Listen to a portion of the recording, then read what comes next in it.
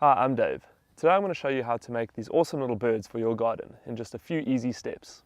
What you're going to need for this project: 2 hollow plastic balls, a large one for the bird's body and a smaller one for the bird's head, some releasing agent like cooking oil or some silicone spray, some cement, some fine river sand, some thick wire or brazing rods, and some epoxy. The tools you're going to need: a blade, trowel and bucket, side cutters, drill and drill bit the same diameter as the wire or brazing rods. To start, what we're going to need is 1 big plastic ball, 1 smaller plastic ball, and a standing knife. First, we're going to want to cut a nice small little hole in the top of each ball. Be very careful not to cut your fingers, these are very sharp. To make sure that your cement comes out easily when it's dry, make sure that you use a releasing agent. Step 2, we're going to mix some cement. So get yourself an old bowl. Okay, we're going to go 1 part of cement to 3 parts of fine river sand. So I'll add half a bowl of cement and then 1.5 bowls of fine river sand. Okay, let's give this a good mix. Just get it all together before we add the water.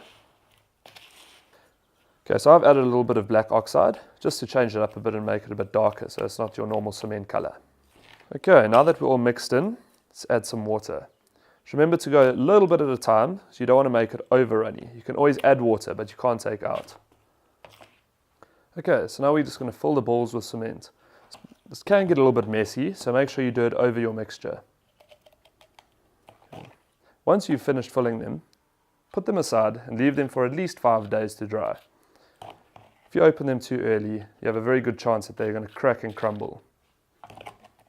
What I've done is I've pre-made these about 5 days ago. These are nice and dry and they're ready to go. Okay, next step now is just to get the balls out of the molds. To do that, we're just going to carefully cut them out with a standing knife.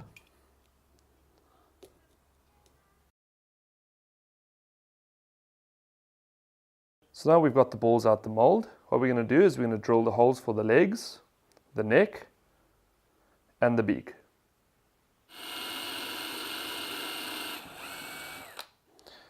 Remember when drilling your holes, just make sure to go nice and slowly and carefully as not to crack your ball. So I'm using brazing rods. These are 3mm brazing rods and they're about 50mm long. So what I'm going to do is I'm just going to use 1 for each leg, and then I'm going to cut 1 to make the neck and beak. What I'm going to do is I'm just going to poke that one into the head, just see how much I need to leave off to cut so that I can make sure that it sticks out a bit. So I'll probably cut it about there.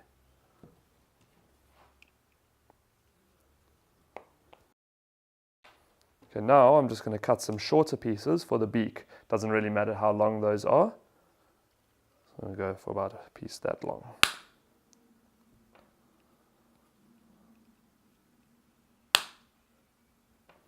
There we go. Okay, now we're going to mix up our epoxy.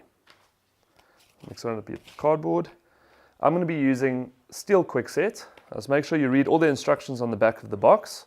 Once the epoxy is nicely mixed, we're just going to go ahead and start putting that into the holes. I'm going to start with the head just to make it a bit easier. So I'm just going to put some into the hole for the neck. Just get it in there. Then we take our neck, poke it in nice and tight. There we go. Put some on there. We can just scrape off any excess. Okay, I'm going to do the same on the body. And stick his head on. Okay, now I'm just going to stick the legs in. Okay. Stick him nice and deep in there too. Okay, so we're just going to stick the wires in for the beak. We're just going to play around with them and try and get them to look like a good beak shape. So just move them to a point where you're happy with them. I think that looks pretty good. Okay, now let's just set that down and leave it to dry for a few hours and come back when it's nice and dry. Okay, so I've come back. Epoxy is nice and dry. Everything's nice and tight. It's looking pretty good. Now what I'm going to do is just to add a little bit of character to the bird. It's going to give it a bit of a bend. The legs a bit of a bend, just so it looks like he's walking through the garden. You'll see that I've left some very long ends here. What we're going to do with that is just stick that straight into the ground, and then that's how he's going to stand. Okay, so there we go. Our bird's done. All that's left now is just go and stick it into the garden, see how it looks. Well, there we go. Wasn't that easy? Now you can go and make your own decorative birds for your garden. And remember, all these products are available at your local builders.